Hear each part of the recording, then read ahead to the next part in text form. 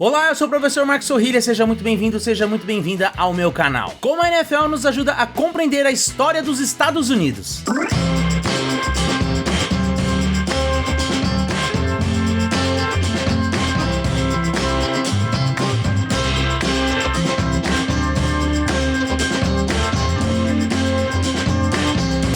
Essa semana a bola oval volta a girar pelos ares dos Estados Unidos em mais uma nova temporada da NFL. E para celebrar esse evento, eu resolvi gravar um vídeo falando como a NFL está entrelaçado com o próprio desenvolvimento da história nos Estados Unidos. Como vocês sabem, não sei se deu para reparar, mas eu sou um grande fã de futebol americano. Torcedor dos Niners desde 1900 e Joe Montana. Inclusive eu já gravei vários vídeos aqui falando sobre a origem dos nomes dos times da NFL e também sobre o racismo dentro do esporte. Por conta disso, eu não poderia deixar essa data passar em branco. E então resolvi gravar esse bate-papo com vocês para tentar falar um pouco dos momentos chaves da história dos Estados Unidos e que tiveram reflexo na história do esporte. Ou então, como o esporte nos ajuda a entender um pouco melhor desses processos históricos. Então, se o assunto te interessa, já deixa um like no vídeo, se inscreva no canal caso não seja inscrito, caso não seja inscrita, e compartilhe esse conteúdo com um amigo ou uma amiga que é fã de NFL. Bora pro vídeo? Nosso ponto de partida nessa história é a chamada Era Dourada, um período que vai mais ou menos de 1870 até meados de 1890. Trata-se de uma época de expansão territorial e industrial dos Estados Unidos. É um momento de consolidação das ferrovias, mas também dos grandes empresários vinculados a elas, que também se tornarão os donos das empresas ligadas ao petróleo e aos grandes bancos, como é o caso do Rockefeller. Por conta disso, esse é um momento de grandes imigrações europeias para a América do Norte, em busca de empregos nos trabalhos e nas fábricas que estavam então se proliferando. A grande massa de imigrantes era composta principalmente por irlandeses, italianos e alemães. Agora, para além das ferrovias, das fábricas e da imigração, as universidades também eram outra instituição que estava em franco crescimento, principalmente aquelas ligadas à agricultura e engenharia. E para além dessas novas faculdades que surgiam, vale dizer que as universidades tradicionais também experimentaram um fortalecimento nesse período, o que fez com que ela passasse a ser o destino dos filhos de uma elite europeia, que buscava uma boa formação acadêmica no continente americano. E por que isso é relevante? Porque o futebol americano nasce justamente dentro das universidades. É essa imigração de filhos de europeus, por exemplo, que vai fazer com que o rugby chegue nos Estados Unidos por volta do final da década de 1860. E para quem ainda não percebeu, o futebol americano é uma derivação do rugby. Porém, a maneira como ele passou a ser jogado nos Estados Unidos fez com que aos poucos novas regras fossem incorporadas, de maneira que já na década de 1880 não fosse mais possível chamá-lo de rugby. O esporte já tinha incorporado, por exemplo, o sistema de jardas e downs. Porém, mesmo assim, ele continuou a ser jogado de maneira muito semelhante ao seu irmão mais velho. Afinal de contas, passes para frente eram proibidos e o sistema de jogo era baseado na força e na aglomeração de jogadores, empurrando a bola para frente junto com aquele jogador que a segurava. E é aí que nós passamos para um segundo momento da história dos Estados Unidos, a chamada Era Progressista, que vai de meados de 1890 até 1920.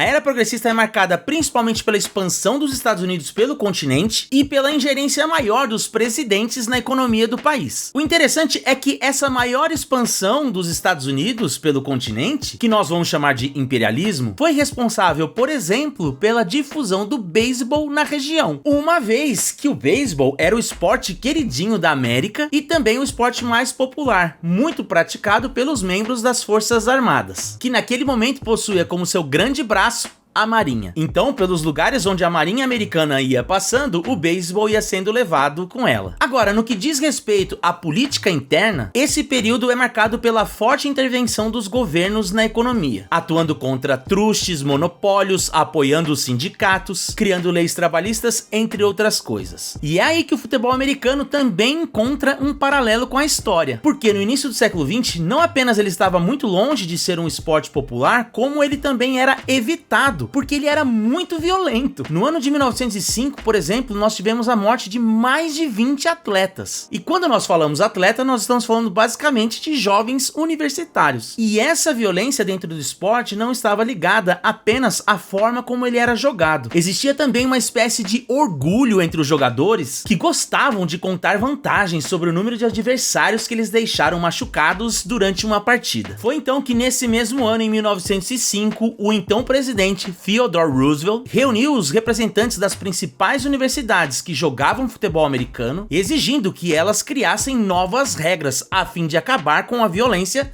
no esporte. E o resultado dessa reunião foi a criação de novas regras que aproximam a prática do futebol americano com aquela que nós vemos nos dias atuais. E eu estou falando da liberação do passe para frente e da criação da linha de scrimmage, que faz então que aquele bololô de jogadores que ficavam se empurrando tenha que ser desfeita para a formação de uma linha única para a disputa da bola e o início de uma nova jogada. Já o passe para frente também é responsável por diminuir o contato no jogo, uma vez que ele abre a opção de passe para um jogador que está fora da disputa pela bola. Industrialização, imigração, crescimento das universidades e a invenção do futebol americano no primeiro período. No segundo período, maior intervenção dos presidentes na economia e no esporte. Agora chegamos ao nosso terceiro período, a Grande Depressão.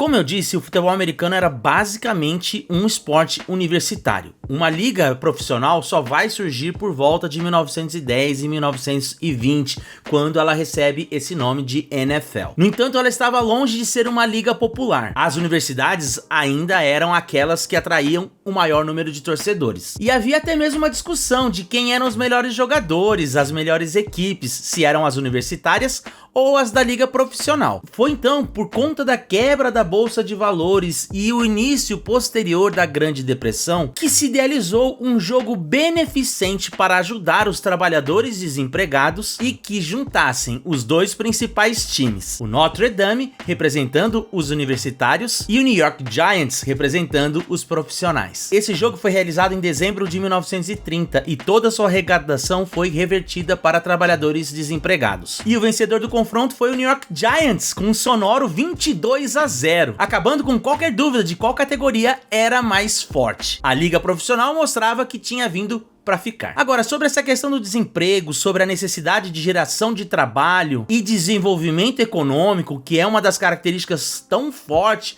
da Grande Depressão e do New Deal de Franklin Delano Roosevelt, também pode ser associado ao surgimento de uma das franquias mais tradicionais do esporte, que é o Philadelphia Eagles. Mas essa história eu já contei aqui e eu vou deixar um card para que vocês confiram mais tarde. Voltando aqui à Grande Depressão, uma outra característica desse período e que também se reflete no futebol americano é o racismo. Pouca gente fala, mas a época do New Deal, de reconstrução dos Estados Unidos, muitas ideias fascistas, xenófobas e racistas circulavam pelos Estados Unidos, da mesma forma que acontecia na Europa. Foi nesse período que surgiu o Partido Nazista Americano e também outras entidades vinculadas a esse pensamento, como eram os Silver Shirts, os camisetas pratas. A própria Ku Klux Klan, antes mesmo da crise de 29, tinha grande influência nas comunidades, principalmente aquelas ligadas aos setores urbanos empobrecidos. E o crescimento do racismo e da xenofobia nos Estados Unidos também pôde ser verificado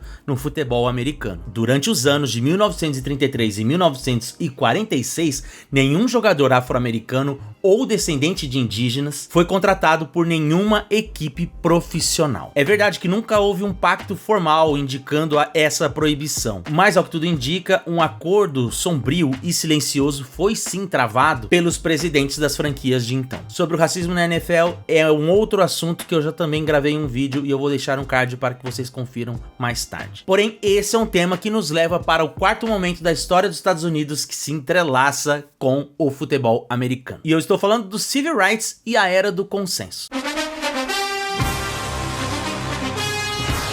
Quando começa o Civil Rights nos Estados Unidos, muitos atletas de várias modalidades esportivas vão se juntar ao movimento, buscando não apenas a expansão dos direitos na sociedade, mas também no próprio esporte. Se nós formos comparar a NFL com outras modalidades, nós veremos que a participação e o engajamento dos atletas não foi tão grande como no caso da NBA. Porém, houve sim uma participação, e entre aqueles que se envolveram com o movimento, o nome de maior destaque é definitivamente o do Jim Brown. Ele não apenas caminhou ao lado de Martin Luther King durante a Marcha de Washington de 1963, como após a sua aposentadoria, ele criou uma entidade dedicada ao desenvolvimento econômico junto às comunidades negras. Agora, da mesma forma que a década de 50 e 60 são marcadas pelos Civil Rights, outra característica desse período é o surgimento dos subúrbios. E olha só, o tema dos subúrbios está sim diretamente relacionado à questão do racismo, uma vez que a criação de bairros para a classe média branca americana afastados dos grandes centros das cidades também foi uma política pública de segregação racial, deixando os negros nos antigos bairros de trabalhadores e levando a classe média branca dos Estados Unidos para bem longe dali, surgindo assim bairros de brancos, bairros de negros, bairros de latinos e todas as diferenças escolares e de estruturas de saúde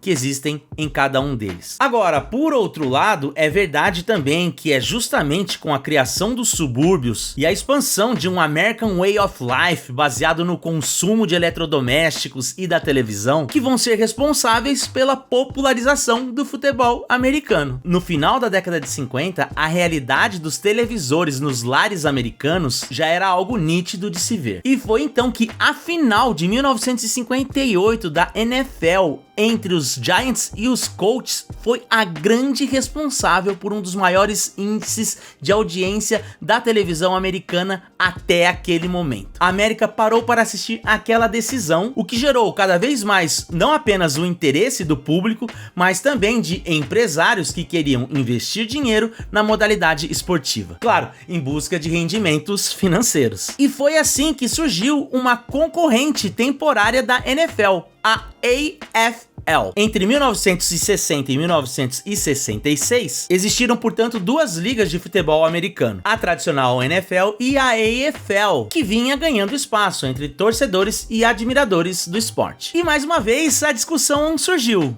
Quem são melhores, os times e os jogadores da NFL ou os times e os jogadores da AFL? Foi então que em 1966 decidiu-se criar um torneio para ver quem tinha os melhores times, promovendo a disputa entre o vencedor da NFL e o vencedor da AFL. Surgia assim o Super Bowl. E o primeiro vencedor do Super Bowl foi o Green Bay Packers, representando a NFL, contra o Kansas City Chiefs, que representava a AFL. Pouco tempo depois, essas duas ligas se fundiram e deram origem à NFL como nós conhecemos hoje. Agora, olha só que legal. Depois do estabelecimento de uma maior competitividade no futebol americano, com ligas mais atraentes e jogos televisionados, com um grande evento que finaliza a temporada, foi que na década de 1970, o futebol americano se tornou, enfim, o esporte mais popular dos Estados Unidos, superando o beisebol. Acho que ainda o beisebol é o queridinho da América, mas o mais popular é o futebol americano. E essa popularidade também tem a ver com esse estilo de vida do American Way of Life criado ali na década de 1950 com os subúrbios. Porque tanto o beisebol quanto o basquete, que são os outros dois esportes mais populares, eles têm jogos quase que diários. E as equipes enfrentam seus adversários 3, 4 vezes por semana. Enquanto isso, o futebol americano é jogado apenas uma vez por semana e geralmente aos domingos. A oportunidade perfeita para as famílias se reunirem, almoçar, conversar enquanto assistem a um jogo do time de coração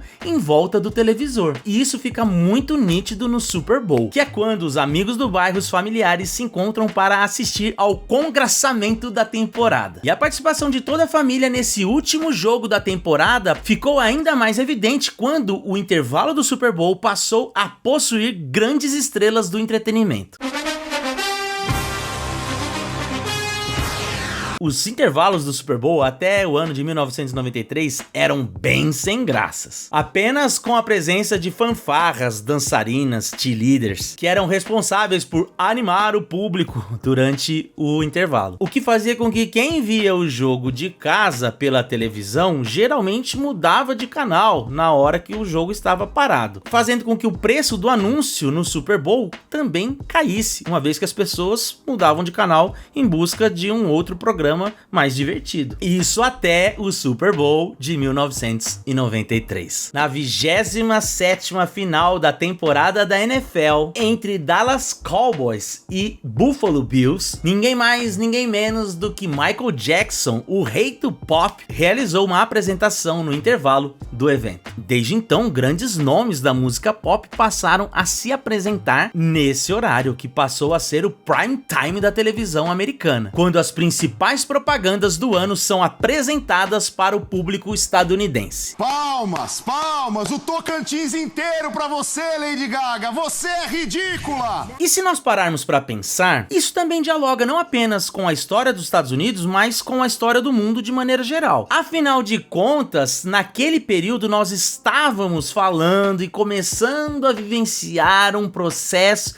que nós chamaríamos de globalização. Então, as transmissões via satélite fizeram com que os esportes americanos pudessem ser admirados e acompanhados para além das fronteiras do território norte-americano. Para quem é um jovem idoso como eu, é justamente nesse período que o Luciano do Vale, o finado e saudoso Luciano do Vale, começou a transmitir o futebol americano aqui no Brasil. Ou seja, essa estratégia de tornar o intervalo do Super Bowl mais atrativo é algo que não está ligado apenas ao mercado interno norte-americano. Mas isso é algo que eu posso contar numa outra oportunidade. Se você quiser saber mais sobre a história do Super Bowl e como ele se tornou esse grande espetáculo que nós vemos nos dias de hoje, é só escrever nos comentários. Que é claro, eu volto aqui para contar para vocês. Mas vamos seguir adiante. Nós já passamos pela Era Dourada, pela Era Progressista, pela Grande Depressão, o Civil Rights e a Era do Consenso, a globalização, para chegarmos no presente. Um momento em que nós vemos a ascensão de um populismo de direita nos Estados Unidos. Particularmente, eu não gosto dessa expressão populismo, porque ela sempre acaba denotando de maneira pejorativa ou numa perspectiva negativa o objeto ou a personalidade a quem quer se atribuir esse nome. Mas nós temos que concordar que atualmente de fato existe elementos que fazem com que a relação entre políticos seja dada não por instituições como sindicatos ou partidos, mas diretamente entre as figuras políticas e o povo. Essa maneira de se apresentar como líder ou representante do povo que fala por ele sem o intermédio de uma instituição, nós podemos caracterizar por populismo. E quem faz isso muito bem lá nos Estados Unidos é justamente o Donald Trump. Por meio das redes sociais, nós podemos dizer que ele se transformou o maior fenômeno político atual da América, e que não depende de estruturas tradicionais para ter o poder que tem. E é, mais uma vez, justamente esse vínculo direto entre ele e o povo que eu estou chamando de populismo, que no caso dos Estados Unidos está melhor identificado com à direita. Mas e como esse fenômeno de um populismo de direita nos Estados Unidos se vincula à NFL? Bom, se nós formos nos lembrar da campanha à presidência que o Donald Trump fez em 2016, em que ele acabou saindo vitorioso contra a Hillary Clinton, nós vamos nos recordar que uma das polêmicas levantadas durante o período foi justamente o posicionamento do quarterback do 49ers, o Colin Kaepernick, em que ele se ajoelhou durante a execução do hino dos Estados Unidos antes de uma partida. A postura adotada pelo Kaepernick era uma forma de denunciar a existência do racismo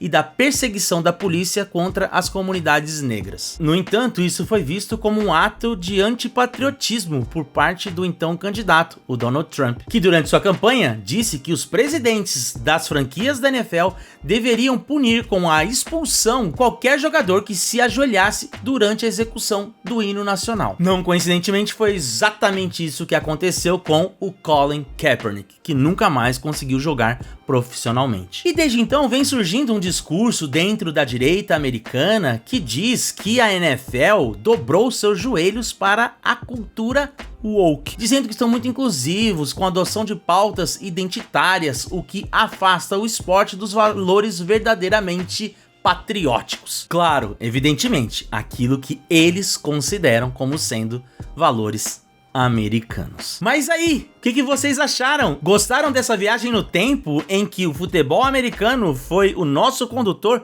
por meio da história dos Estados Unidos? E olha que eu deixei algumas coisas de lado, como por exemplo a relação entre o futebol americano e o exército nos Estados Unidos, o que nos ajuda a entender um pouco também por que o esporte se tornou mais popular que o beisebol, uma vez que o exército também passou a ser o braço mais forte das Forças Armadas americanas, principalmente depois da Segunda Guerra Mundial. Mas isso eu posso contar numa outra oportunidade. Por favor, não se esqueça de deixar um like no vídeo, se inscrever caso não seja inscrito, caso não seja inscrita. Boa sorte para os torcedores do Niners, ótima temporada para todos os outros amantes da bola oval. Nos vemos no próximo vídeo, um grande abraço, tchau, tchau!